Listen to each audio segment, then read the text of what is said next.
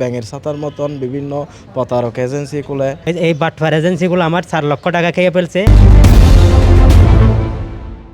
দেশে আবারও সক্রিয় হয়ে উঠেছে রিক্রুটিং মাফি এজেন্সি স্বপন ও আমিন চক্র।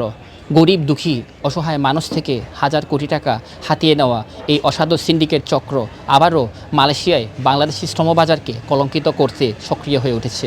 দর্শক, কালের কণ্ঠে নিয়মিত বিশেষ আয়োজন জনতার কণ্ঠে আজ আমরা জানাবো কিভাবে গরিব দুঃখী অসহায় মানুষ থেকে হাজার কোটি টাকা হাতিয়ে নেওয়া এই অসাধু চক্র সম্পর্কে কি বলছে বাংলাদেশের সাধারণ মানুষ।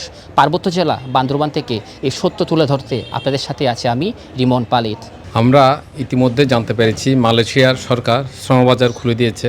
এই শ্রমবাজারকে কেন্দ্র করে বাংলাদেশে বেশ কিছু অসাধু ব্যবসায়ী তাদেরকে পুঁজি করে তাদের ফায়দা হাসিলের জন্য অসহায় দরিদ্র হতদরিদ্র মানুষকে ঠকানোর জন্য তারা বিভিন্ন এজেন্সি খুলে রাখে। কিন্তু এই মুহূর্তে আমাদের এই বর্তমান পরিস্থিতি বাংলাদেশ সরকারের ভাবমূর্তি নষ্ট করার জন্য অনেক অসাধু চক্র তৎপর রয়েছে। তা আমি সরকারের কাছে আহ্বান করব, যারা ঘরের নিঃস্ব হয়ে স্বসম্পত্তি বিক্রি করে যারা বিদেশ পাড়ি দেওয়ার জন্য চেষ্টা করতেছে আর তারা সেখানে গিয়ে এই দেশের উন্নয়নের জন্য তারা রেমিটেন্স পাঠায়।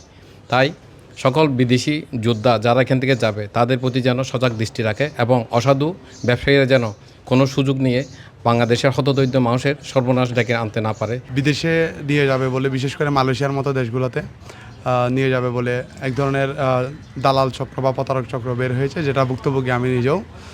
তারা কি করে আমাদেরকে বিভিন্ন ধরনের প্রলোভন দেখায়, বিশেষ করে যারা আমরা নিজেরা সচ্ছল হব, পরিবারকে সচ্ছলতার দিকে নিয়ে যাব, আমাদের মতো বেকার যুবকদেরকে ওরা টার্গেট করে ওরা বিভিন্ন ধরনের অফার প্রলোভন দেখিয়ে আমাদেরকে এই বিষয়গুলোতে তাদের আশ্বস্ত হতে বাধ্য করে। তো এক পর্যায়ে দেখা যায় তারা আমাদেরকে ভিসা দিবে বা ভিসার বিভিন্ন ধরনের কাগজপত্র, ভুয়া কাগজপত্র দেখিয়ে, ভুয়া এজেন্সি দেখিয়ে আমাদের কাছ থেকে টাকা নেয়।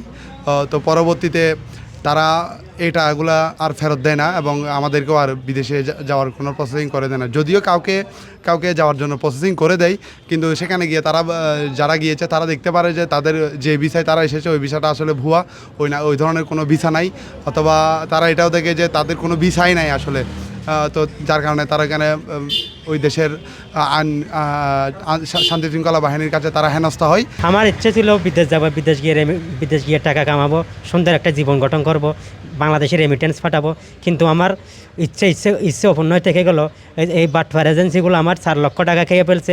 আমার সাথে এখন ওদের সাথে যোগাযোগ নাই, ওদের এজেন্সির খোঁজও পাচ্ছি না, ওদের খোঁজ পাচ্ছি না। এটার আমি সুষ্ঠু তদন্ত বিচার চাই। মালয়েশিয়াতে আমাদের দেশ থেকে কিছু লোক নিচ্ছে, কিন্তু সবচাইতে দুঃখের বিষয় হচ্ছে যে এরা বিদেশে গিয়া কষ্ট করে উপার্জন করে সেই টাকা যেহেতু আমাদের বাংলাদেশের অর্থনীতি চাঙ্গা হচ্ছে, এখানে কিছু দুষ্কৃষ্ট চক্র আছে যেটাকে বলি আমরা বাংলায় দালাল চক্র। সেই দালাল চক্রটা হচ্ছে বিশেষ করে ওই যে আমিন এবং স্বপন নামে এজেন্সি গ্রুপ, এরা দালাল চক্র, বিশেষ করে মাফিয়া গ্রুপ। সঠিক প্যাড আর সঠিক তথ্য দিয়ে এসব সামলে নিব এক হয়ে। Monalisa sanitary napkin. স্বৈরাচার শেখ হাসিনা যেভাবে দেশটাকে দালাল চক্রের মাধ্যমে মানে একটা অবরুদ্ধ করে রাখছিল বাংলাদেশটাকে, এখন আমাদের দেশে ইউনূস সরকার, অন্তর্বর্তী সরকার দেশটা চালাচ্ছে। ওনার দেশে বিদেশে আসলে একটা বিশ্ব সুনাম আছে। আমরা চাচ্ছি ওনার মাধ্যমে সেই সুনামটা যাতে আরও অক্ষুণ্ণ থাকে এবং এই সমস্ত দালালদের বিরুদ্ধে যাতে উনি কঠোরত ব্যবস্থা নেন এবং এই সমস্ত মানুষ যাতে এইভাবে দালালের খপ্পরে পড়ে যাতে হয়রানি না হয়। আমার অনেক আত্মীয় স্বজন ভাই বরাত বিটাবাটি বন্ধক দিয়ে বিভিন্ন সংস্থা থেকে ঋণ নিয়ে অনেকে বিদেশে যাপন করেছেন, বিশেষ করে মালয়েশিয়া গেছেন।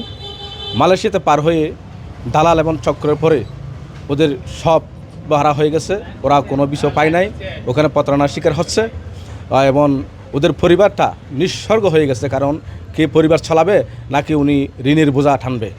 এজন্য আমি সরকারের কাছে অনুরোধ করব, এই বিশেষ করে দালাল চক্র যারা ভুয়া ভিসা এবং ভুয়া কাগজপত্র দিয়ে মানুষকে প্রতারণা করতেছে, এই প্রতারণার তীব্র নিন্দা জানায় এবং প্রতিবাদ জানায় এবং সুনির্দিষ্ট সরকারের কাছ থেকে এটা আমরা এই আশ্বস্ত চাচ্ছি, যাতে নিরীহ মানুষরা যারা মাথার গাম ফাইয়ে ফেলে পরিশ্রম করে বাংলাদেশের মিষ্টিট ফাটাইয়ে সরকারকে উজ্জ্বল করতেছে, আমি সেই জন্য সরকারের কাছে অনুরোধ করব আপনারা এই দালাল চক্রকে অনতিবিলম্বে গ্রেপ্তার করে আইনের আওতায় আনার জন্য।